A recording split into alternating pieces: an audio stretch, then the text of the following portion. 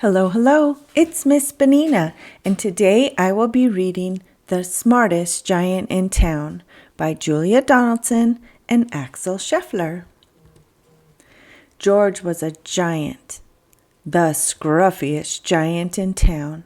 He always wore the same pair of old brown sandals and the same old patched up gown. I wish I wasn't the scruffiest giant in town, he said sadly. But one day, George noticed a new shop. It was full of smart clothes. So he bought a smart shirt, a smart pair of trousers, a smart belt, a smart stripy tie, some smart socks with diamonds up the sides, and a pair of smart, shiny shoes. Now I'm the smartest giant in town, he said proudly. George left his old clothes behind in the shop. He was about to go home when he heard a sound. On the pavement stood a giraffe who was sniffing sadly. "What's the matter?" asked George. "It's my neck," said the giraffe. "It's so very long and so very cold. I wish I had a long, warm scarf." "Cheer up," said George, and he took off his stripy tie.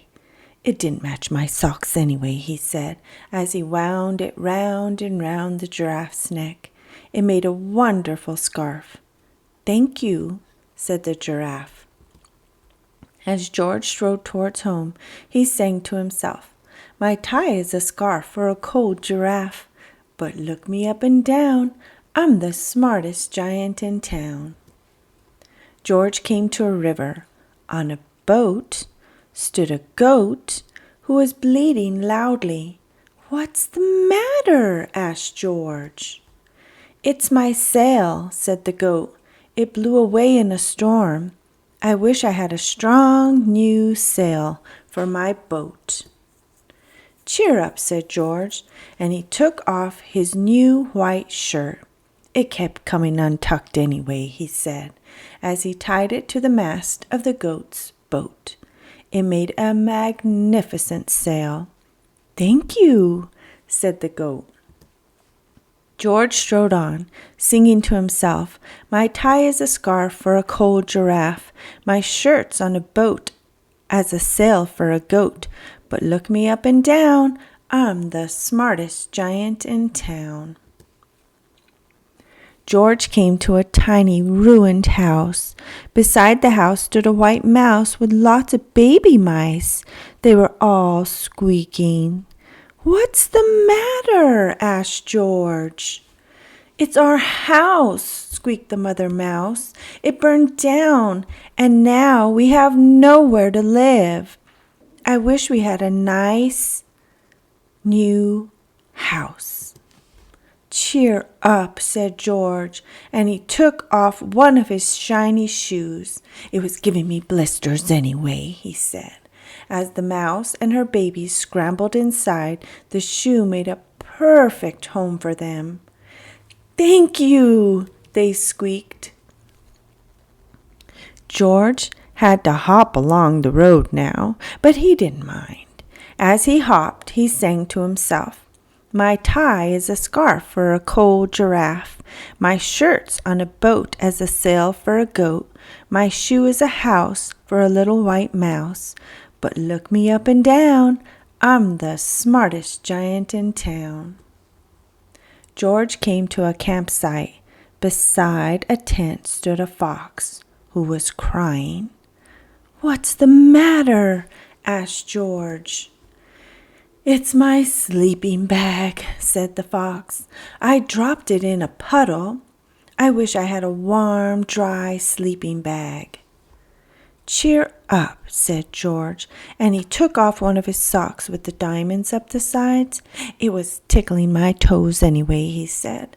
As the fox snuggled into it, it made a very fine sleeping bag.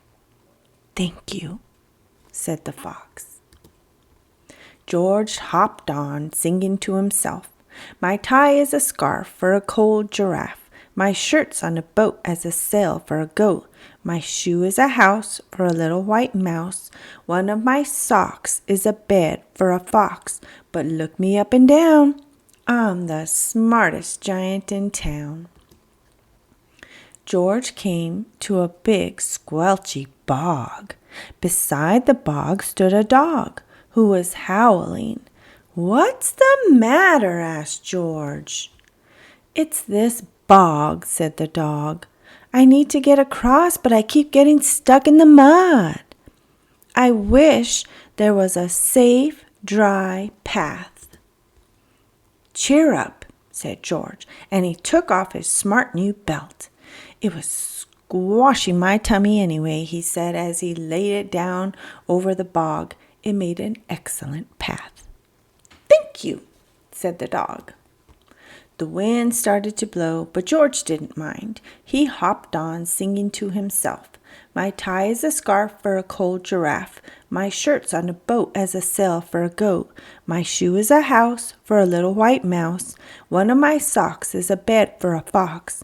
My bed helped a dog who was crossing a bog. But my trousers are falling down, and I'm the coldest giant in town. Suddenly George felt sad and shivery and not at all smart.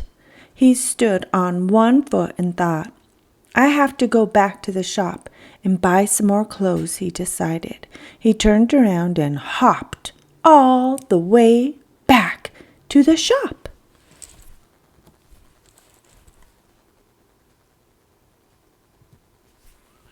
But when he got there, it was closed. "Oh, no," cried George. He sank down onto the doorstep, and a tear ran down his nose.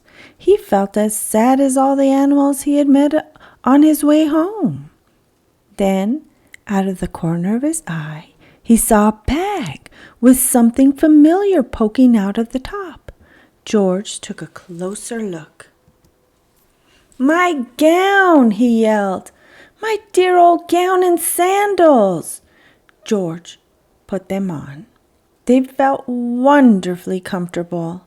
"I'm the coziest giant in town," he cried, and he danced back home along the road.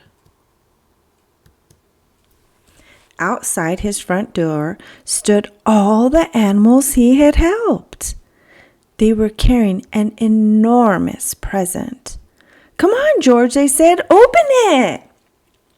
George untied the ribbon. Inside was a beautiful gold paper crown and a card. "Look inside the card, George," said the animals. George put the crown on his head and opened the card.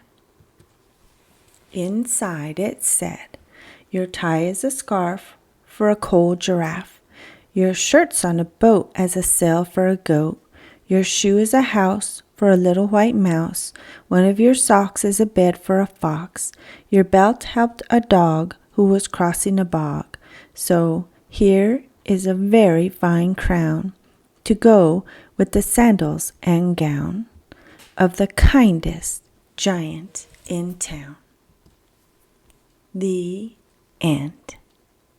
Bueno, bye.